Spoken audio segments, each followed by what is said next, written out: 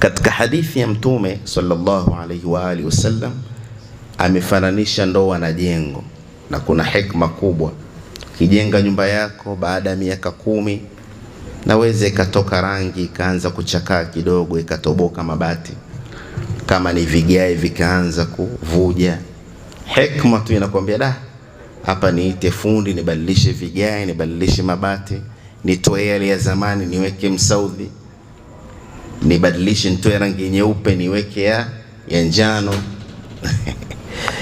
nitoe rangi ya njano niweke nyekundu na mfano wake. Kwa hivyo kama ambavyo jengo lina choka, ndoa vile vile kuna nafasi ya kupungua ule ung'avu wake.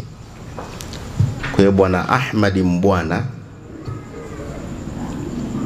mwanzo wa maisha yako ya ndoa ni tofauti na baada ya miaka 10 ya maisha yako ya ndoa.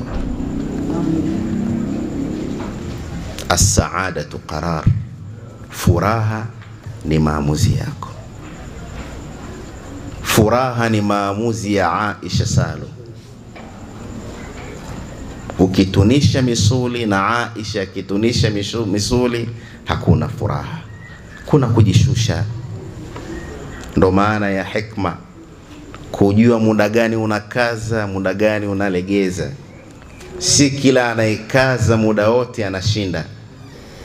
Unapotupa ndoano katika ziwa au mto, na yule samaki mkubwa akala ndoano ile, inabidi umwachie kamba kwanza, usifutane naye, aende apambane nayo. Tunawazea hapa wanatokea huko Rufiji, wanakula kambare mkubwa na ngata ndoano ile, unamwacha na kwenda nayo, anapambana nayo mpaka anachoka, unamvuta taratibu kabisa. Mwanamke ni tiflun, kimuona na miaka 40, 35, 30, beba mtizamo huu kwamba mwanamke ni mtoto, lakini anakutaka wewe umuone ni mkubwa.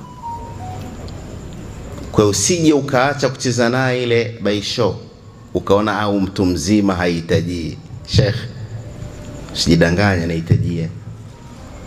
Usiache kukimbizana naye ndani ukaona ni mama mzima na tuna watoto, haihitaji, anahitajia.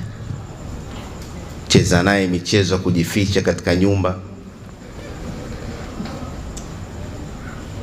aoshe vyombo usuuze, ufue asuuze.